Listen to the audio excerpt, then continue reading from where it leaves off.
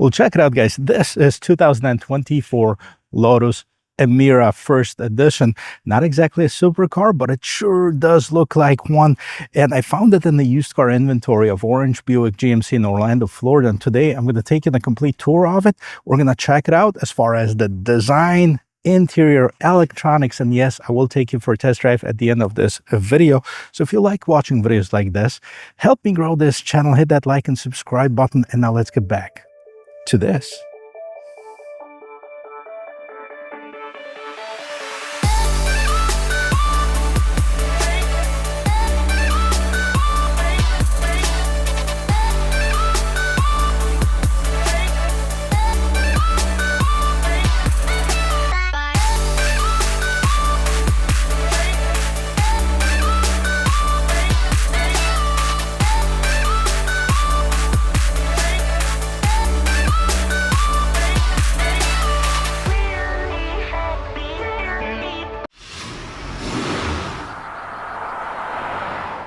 And before we get deep down into this particular one, let's talk about Lotus as a brand. So it is a British-based car manufacturer, started in 1948, but was established in 1952.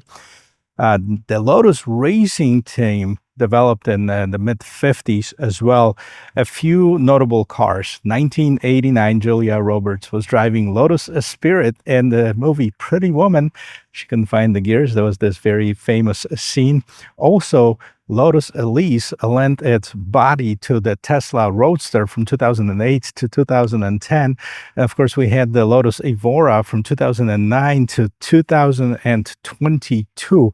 And in 2023, or actually 2024, it was replaced by this. But what also happened during that time, in 2019, Lotus sold its major shares to the Chinese company Geely.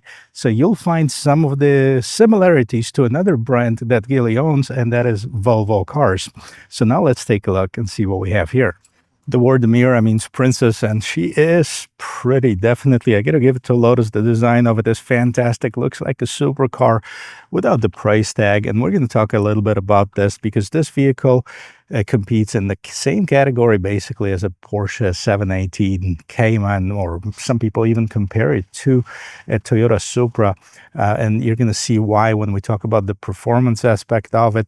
Now, it looks definitely faster and looks more expensive than it is. So what we have here in the front end, we have the LED lights, daytime running lamps, turn signals. Everything is functional. Everything is about aerodynamics of this vehicle. You see the air curtains on the side, channel the air for better aerodynamics. We have the hot air extractors, basically take the hot air from the radiators.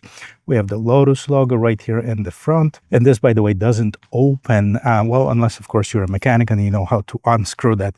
The engine is a mid-mounted engine behind the seats. And take a look at this. It looks just like a Ferrari, maybe a McLaren, and it looks absolutely fabulous. Now, as far as the wheels, we have 20-inch black wheels on this particular one, and the huge rotors and calipers. Of course, Lotus logo right in the middle. We have also staggered tires, 245 width in the front and 295 in the back. And these are sporty tires, Michelin Pilot Sport Cup tires. Love the design of it. Look at this. The bottom of it, the side skirt, better air channeling, better aerodynamics, the air intake on the back, and everything is very nice and smooth. I even like that racing mirror. The roof is black, so is the mirror. We have the Emira first edition here, and check this out, how the door handles open. You push on the front part, pull on the back part. Let me just open this engine compartment so you can see what powers it up. This opens up. So we have the Lotus V6, 3.5 liter V6 that is supercharged. Now this engine is the same engine, at least part of it, that is used at the Toyota Camry, was used at the Toyota Camry, because now they're all 4 cylinders. But this one produces 400 horsepower, 310 pound-feet of torque. Now the other engine choice that the Emira has is a 2-liter Mercedes engine, 4-cylinder turbocharged with 360 horsepower, basically the same power plant as you've seen in the CLA 45, GLA 45, but slightly detuned. Now, I don't know if you see, but this one has a 6-speed manual transmission. And what's interesting here, this is the only storage space basically that you'll see. You see my backpack sitting in here. So it has a decent amount of room, nothing crazy, but at least you can put something for maybe a day trip or short overnight trip.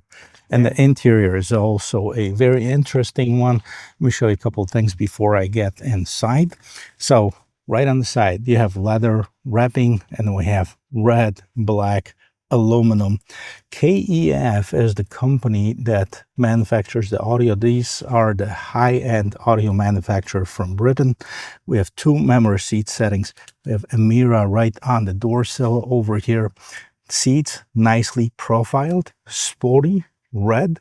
We have Lotus right in here. And then we have several adjustments on the seats in here as well. So you can move the seat back, forward, up and down, depending on how tall you are. There's really plenty of room even for the taller people. What I want to point out, a really cool thing in here, look at this gear shifter. This is a mechanical gear shifter, of course, for the manual transmission, and it's open, which means that if you shift gear in here, you'll see what's going on down here at the bottom. A pretty cool feature. Now we also have the USB Type A port over there, and then we have the dimmer electronic parking brake. This is where you open the engine cover. Let me jump inside. I'll show you the rest of this cool interior. It's also important to mention is that it is a two-seater. There is no seats in the back. Remember, Evora had the seats in the back. However, I tried to get into one when I did my review of that vehicle, and it wasn't pretty. Anyways, we have some extra storage in addition to what we've seen in the back. Let's see how I can fit inside. And I think it's important to demonstrate how an out-of-shape adult, or a round-shape adult, as I like to call myself, can fit in this vehicle, because that's something that a lot of people dread, especially when buying supercars. So you sit in, slide your feet inside of this vehicle. It's not bad at all. And close the door.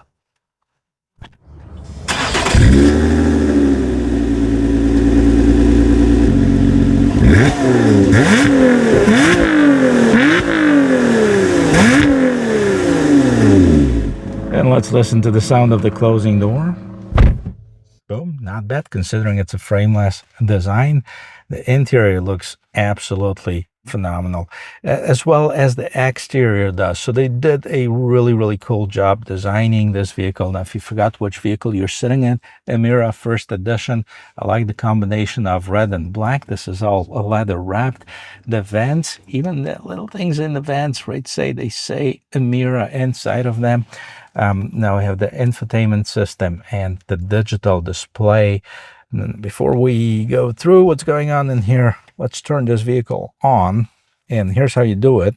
Well, if you have small fingers, you can probably fit it right between the gate here, but normally push the clutch, hit that start button, car comes to life, and so is the display. But let's take a look and see what's going on. The steering wheel, of course, we have the Lotus in the middle, and the buttons remind me of the Volvo, just because it's owned by the same company, of course. So on this side, we have back and forth. So this is your cruise control, off, on, and then we have set and accelerate. Decelerate, we can also adjust the gap between you and the car in front of you based on this. And this controls what's going on in the middle of this instrument cluster. We also have the volume button and basically the menu button in here. Now, if you look at the stalks in the back, they're definitely out of the Volvo vehicle. And so let's take a look and see what we have in this instrument cluster. I actually like that they didn't make it so shiny as some of the others manufacturers do. But so you have your G meter. Now you have the lap timer, service due in 5,669 miles, trip B, trip A, I think. No, there's navigation in here. There's your radio, no phone detected. You can connect your phone, of course. What other things we have? We have the tachometer on top, speedometer on the left-hand side. Right now we're in neutral and we're in the tour mode. You can switch that up to the sport mode, and then the display changes a little bit, or the track mode. And I don't know if you heard it, but the exhaust opens up as well. So it's different design for different modes. I'm going to leave it in the sport mode actually, because there's no track anywhere. Out here on the left hand side, you also see the range. Right hand side, you see the temperature, and this is what we have in the instrument cluster. Now let's move over to the infotainment system. So the infotainment center, this is a different one that I've seen on any other vehicle. This is basically what you have. So we have the Apple CarPlay, Android Auto, navigation, which is built in. But of course, you can use your CarPlay or Android Auto if you'd like to. Back to the home screen. And let's see, media, phone, tire pressure, performance. So downforce, power, torque, boost, see everything right in front of you. And then go back and let's take a look at these lap timers. You can set this up.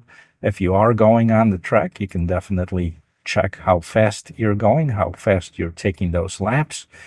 And trip statistics and profile manager. Pretty easy, pretty self-explanatory. On the side here, you see this little cool dude wearing a helmet. So that tells you that you're in the race car, right?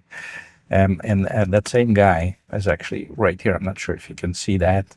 You know, it's a guy wearing a helmet. And also the recirculating button has a profile of this vehicle, not just a generic profile that you'll find somewhere else. And quick panel, so you have the electronic stability control off, parking assist camera, parking assist system. And yes, it has the rear view camera.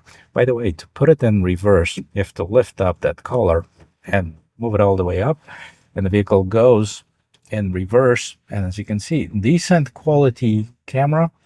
We have the trajectory lines you can turn on or off. The same thing with this bar in the back. So if you are getting closer, you can turn on or off the parking sensors, or you can turn off the noise voice basically here. So, all right. And this takes you to the quick panel. I'm going to put it back in neutral. And let's see what else we have down here at the bottom. You have the climate control settings.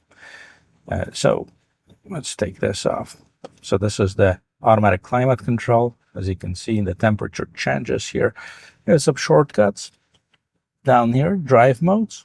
And again, this is another feature from Volvo that's very similar to what you see, like some of their SUVs. You have the play pause button and the volume button in here. I like the gear shifter. You know, some people say they didn't care for it. I actually like it. I think it's comfortable. It's right where it's supposed to be. And it feels good to the touch as well.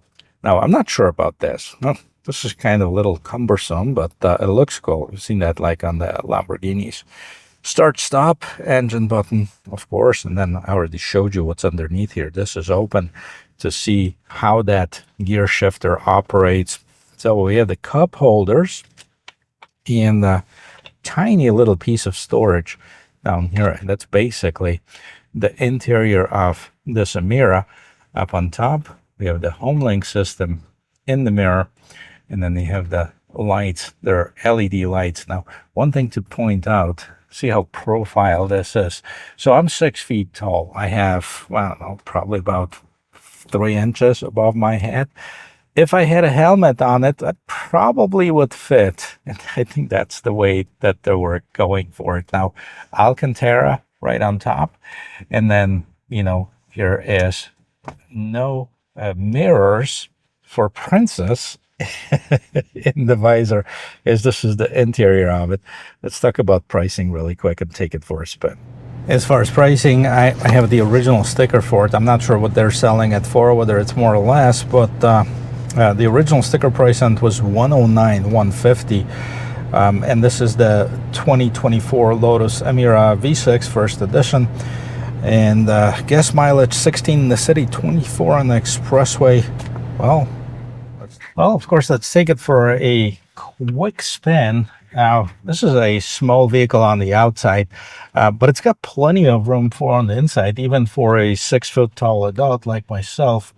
And I'm really curious how it drives. It's been a while since I've driven a Lotus, and the last one there was a Evora that belonged to a friend of mine. And that was a really cool vehicle to drive. Now, this is for sale. Of course, it's not my car, so we're not going to do any of the lap testing, track speeds, or anything like this. But I want to see if that's it's got some nice pickup and acceleration, and you know, if you can daily drive it, basically, which I can already say you can.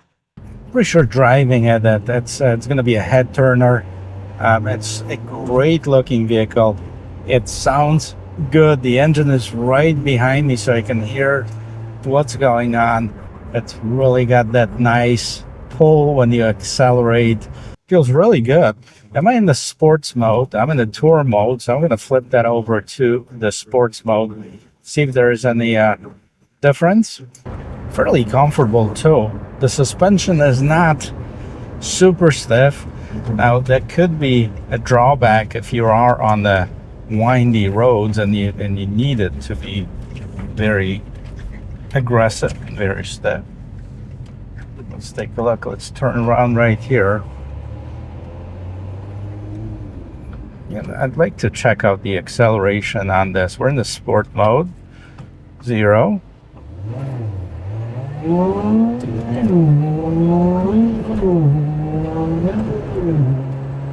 Beautiful. Very nice. This is definitely not a supercar. I mean, it's fast, but it's not like lightning fast like I did the McLaren 720, which was a very, very quick vehicle. It's not even as fast as the new Corvette, but it has something about it that's very civilized in the way that it drives. It looks absolutely fantastic. So if you need a cool looking daily driver that he could push a little bit, that definitely could be this vehicle. And with the Toyota engine, I think the maintenance might not be as bad as you'll find as some of the either the German vehicles or maybe even like the exotic ones. Of course, $100,000 is not $500,000 where you find a lot of those exotics being at. So then again, you know, you get what you paid for. Cool looking vehicle, guys. This was my first experience with the Emira. I like it. Let me know what you think about it. I hope you like this video, and I hope this video was helpful or entertaining in some way to you. And if it was, don't forget to check out the rest of my channel, hit that like and subscribe button, and I'll see you in my next video. Cheers.